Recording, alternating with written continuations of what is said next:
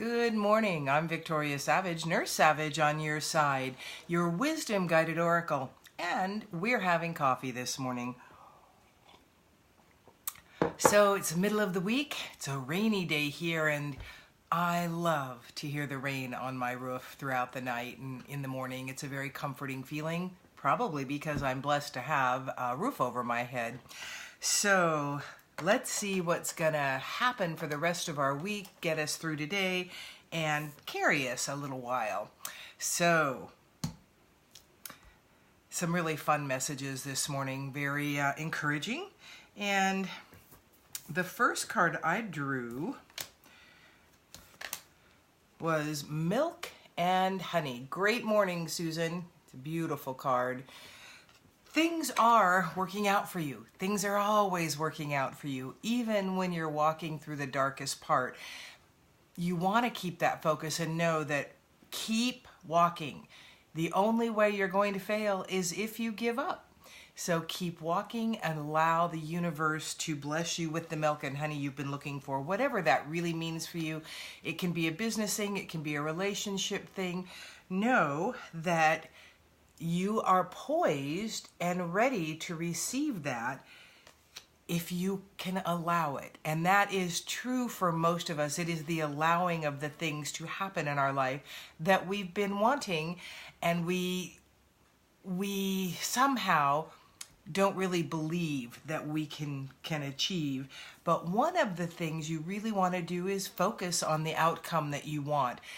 And good morning, Joe. And focus and then act. Be deliberate. Do the things that you know are going to promote your best interest moving forward. Sometimes those things aren't the most pleasant things, but know that the doing does create the receiving. Good morning, Helene. And you can just sit back. It's kind of like that old joke where the guy was on top of the mountain and the floodwaters were rising, and the creator sent 3 different modes of rescue, and he kept saying, oh no, God's going to do it. God's going to save me. And finally he drowns, and he goes, what's up with that? And God said, I sent 3 different ways for you to be rescued, and you would turn them all down. So know that the answers do not always look like an answer. Be connected to your heart space, be connected with the intuitive aspect, and keep asking for guidance from your higher power as well. And the next card, this looks like a scary card, but it is do not fear the unknown. This is often the visage we give the unknown. We make it a scary thing. We choose to look forward to the unknown as something that could harm us. And most of us have that stance at some point or another. Instead of being able to look forward and joyously go into the future, we tend to expect more difficulties with unknown things, which generally mean changes, and that's where that expectation of something difficult comes in. So consider what you're projecting as the future. Good morning, Tracy, of the unknown things that are happening, and realize what your underlying thought processes are, and then work to change those. It becomes, oh, good evening, Lori. Lori is in India, and it is evening there. So, and thank you for joining us this evening. And so,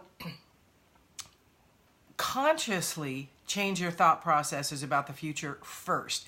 That doesn't mean you're going to feel that yet, but remember, feelings and beliefs are thoughts you think over and over. So you're going to have to be very intentional first with your thought patterns, and just keep choosing that. Now, when you fall into that negative thought pattern, good morning, Chris, stop and go cancel, and choose a positive present tense affirmation. So let's say you're working on your health, and you feel a cold coming on, and normally what we'll do is go, oh geez, I'm getting a cold, this is going to be terrible, I don't have time for this, I'm just feeling so tired, this is stop and go cancel. I choose to be well. I am healthy. I am cold free. I am virus free. instead of, I don't have a cold, I'm not going to get sick. Your subconscious and the universe do not hear not or no. So you choose the positive present tense. I am well. I am healthy. I choose to stay healthy. I choose to be virus free. I choose to be cold free. When I start getting one, that becomes my constant underlying mantra. And most of the time I will resist it. There are times when I have not. This winter, you know, it's interesting. The afflictions I've had this winter have felt more like a shift rather than an illness. And that's not to say that they did not get me. Well, the first one throughout December, I was really never ill with a lot of the purging that was happening going on, lots of mucus. That's what was so strange about it. I mean, mountains of stuff coming out of me, and I never felt sick. And so you then know that there are shifts happening and things happening. Often the shifts in our spiritual selves come out as physical things. And then when I had the flu, the symptoms were very flu-like to a point. And again, I have never put out so much fluid from my body in a 10-day period. And I began to understand that this is more than just the flu. Because overall, I didn't feel too bad. Incredibly exhausted and just constant sweating. I have never, ever lost so much fluid in any one period of time. So I do know that I was detoxing, I was purging, I was getting rid of stuff, really because I had done some energy work that would have promoted that.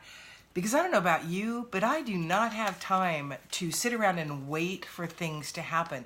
I need to make things happen in life. I need to take the action because I'm a doer.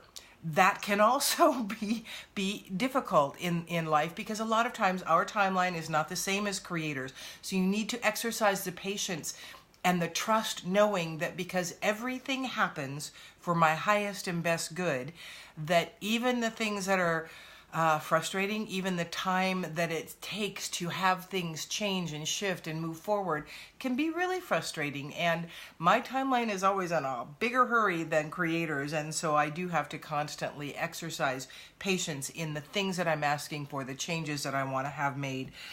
So let's see. Any of you living in the Treasure Valley, you might want to check out the paint and sip retreats I'm doing in April. If you don't live in the Treasure Valley, you certainly could fly in and do it. These are going to be not just fun. They will be because, face it, I'm pretty fun.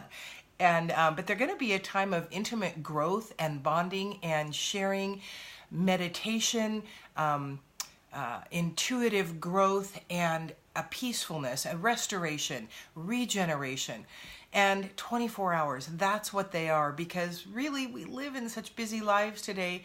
Most people can give themselves that. And if you know of young mothers who could use that break, help them move forward and make that something that they do for themselves. Today's is a yellow Light Year Day card. I'll show you why I went oh geez, because it's printed in yellow. So I'm going to have to really concentrate here. I probably would not make that mistake again. Excuse me. The light I'm sending you today is translucent bright yellow. This is the light of inspiration and lightness. As this light influences you today, circumstances will have no effect on how you feel. You will consciously choose to feel joy, love, and lightheartedness. You'll be choosing to exercise control over the circumstances instead of being under the circumstances. This control doesn't come from changing them, but from changing how you choose to see them. Allow inspiration to choose your attitude today. So it really is what I find when things come up that are less than fun, wonderful, or that don't feel particularly empowering, inspiring. My question always is, okay, what did I want to learn from this? Why did I bring this in? What is the lesson? I don't love the word lesson because for a lot of us that means punitive things. But truly, we came to learn and we came to give. So choosing to look at less than really exciting circumstances at any given point as what we can gain from them and what we wanted to learn from them helps us move forward, and it also shifts that. Because when we're asking Creator, what did we want to learn from this, we're asking for the inspiration that is in every single circumstance that we've got. And some of them are so incredibly hard compared to others, like losing a loved one and suffering through that pain for whatever reason they left. And some unarguably are much more painful than other losses in life. The constant asking of, okay, what did I need here? What did I want here? What can I grab from this and use to move forward? Always makes those things much easier, and again, shifts your perspective and makes you choose a state of inspiration rather than a state of persecution or victimhood. And please, ask Creator, am I engaging in victimhood here on a regular basis? How am I doing that? And how can I choose to engage in victory instead of victim, and use every single situation as a growth platform, a launching platform? So it really is in perspective, but sometimes we need help to change the perspective we're in and the habits of thought that we have. And that is truly probably the biggest tool you have, is learning to change your habits of thoughts. Thoughts become beliefs, and then belief becomes the life you're manifesting by what you're believing. So if you don't like the way things are going, pay attention and ask to be given awareness. Good morning, Rita, of what is your dominant thought patterns behind the scenes that you're really not paying attention to. And then ask for help to be constantly aware, so you can go cancel, and replace it with a positive present tense thought that's going to support what you want to be doing in life. So wonderful message. And remember, if you're in the Treasure Valley, consider the Paint and Sip retreats. They are incredibly restorative and fun. And I am so looking forward to them, because it means I get to spend some more intimate time getting to know you and getting to help understand what it is that's going to move you forward. Well, thank you, Rita. Rita says, I'm a nice way to start the day. I appreciate that. And I get to know how I can help serve you a little bit better on a very personal basis. So that's what I'm looking forward to with these Paint and Sip retreats. And again, they're just a 24-hour break. Also, remember, if you'd like to have a private reading with me, just private message me here and we can get that done. They are not free, but they are incredibly affordable and enlightening. Oh, I wish you were closer too, Nicole. I will be having more of them, so maybe you can grab some friends and choose to come and have a little vacation and participate in the retreats. They can be more than one day, but I really want to make them accessible for lots of people, and that's why I chose the 24-hour format. More financially affordable, more time-wise affordable. So share that information. I do have a post on the Wisdom Guided Oracle page, so if you want to know more about them, there's a whole bunch of information there. Thank you all so much for joining me. Love and light to you as you move through this Wednesday, and choose your thoughts and choose your goal with those thoughts. I'm Victoria Savage, Nurse Savage on your side, and your Wisdom Guided Oracle. Have a wonderful day.